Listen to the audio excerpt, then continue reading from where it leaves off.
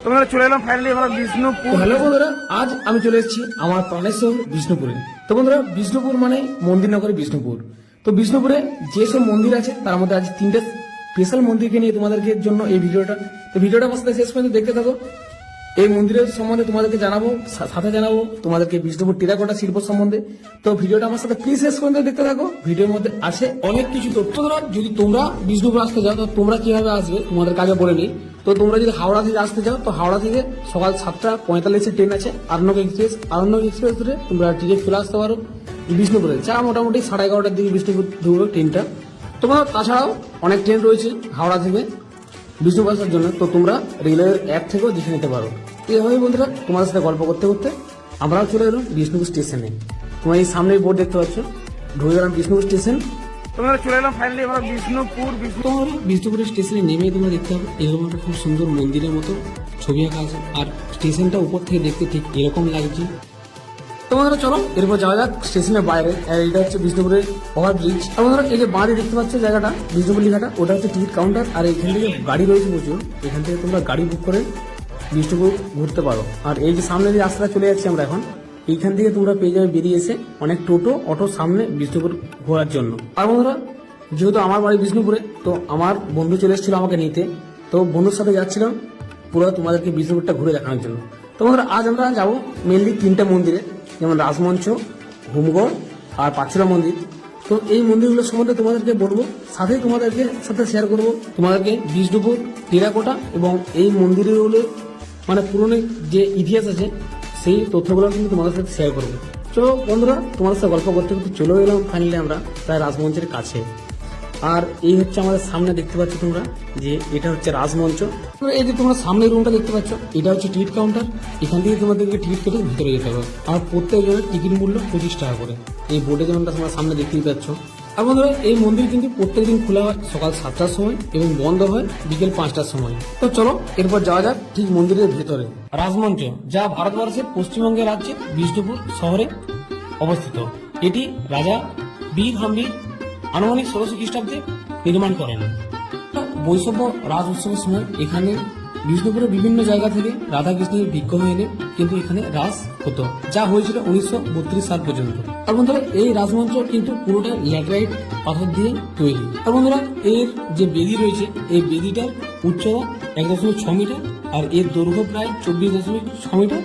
আর total মঞ্চটার উচ্চতা কিন্তু 10.7 metre. তোমরা পুরো মন্দিরটা তোমরা যদি ঘুরে দেখো তাহলে দেখবে এই প্রান্ত থেকে ও প্রান্ত লাইট দেখা যাচ্ছে, কিন্তু মাঝখানটা সেরকম নয়। তোমাদের চলো ভিতরে। আর বন্ধুরা, এই ভিতরের জায়গাটাতে আছে ঠিক মূল বিগ্রহের মন্দির।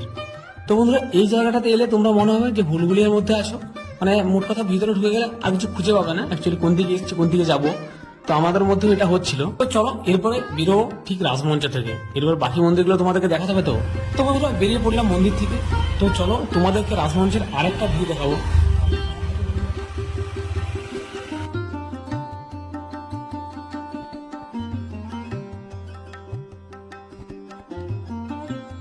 এটা হচ্ছে হাই স্কুলের উপর থেকে রাজমঞ্চের ভিউ। এই ভিউটা জাস্ট অসাধারণ লাগছিল।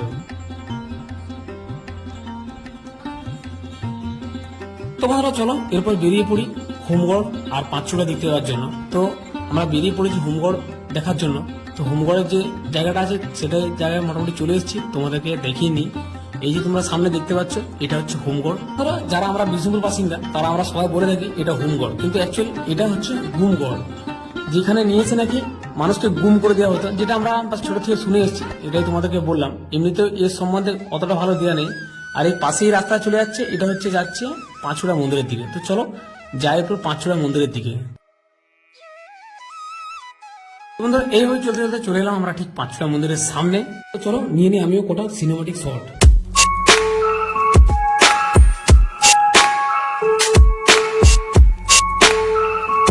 তো বন্ধুরা, এই মন্দিরটিকে বলা হয় পাঁচুড়া বা শ্যামরাই মন্দির। তো বন্ধুরা, এই মন্দিরটি চৌকাকার, এর দৈর্ঘ্য এবং প্রস্থ হচ্ছে 11.4 মিটার।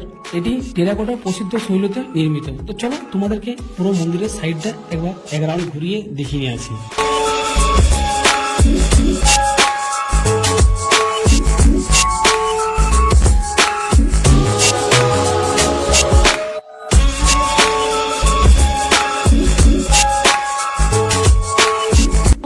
মন্দিরটা তোমাদেরকে পুরোটা যেমন আমরা ভিতর থেকে দেখছিলাম আর ঠিক বাইরে থেকে দেখতে আরো সুন্দর লাগছিল। তোমাদের মন্দিরে যে 5টি চূড়া আছে, তো ওই 5টি চূড়া কিন্তু তোমাদেরকে এদিকে এসে সবচেয়ে ভালো দেখতে পাবে। তো চলো এরপর তোমাদেরকে দেখায় কিছু বিষ্ণুপুরের টেরাকোটা শিল্প। তো বন্ধুরা এখানে যে জিনিসগুলো দেখতে পাচ্ছ সব কিন্তু পোড়ামাটির বা টেরাকোটা শিল্প তোমাদের বিষ্ণুপুর বিখ্যাত। তো এখানে এরকম অনেক মূর্তি বিক্রি হচ্ছে, আর পাশাপাশি আরো অনেক কিছু বিক্রি হচ্ছে এবং এই মূর্তিগুলো এবং সরস্বতীর মূর্তিও খুব সুন্দর সুন্দর ছিল।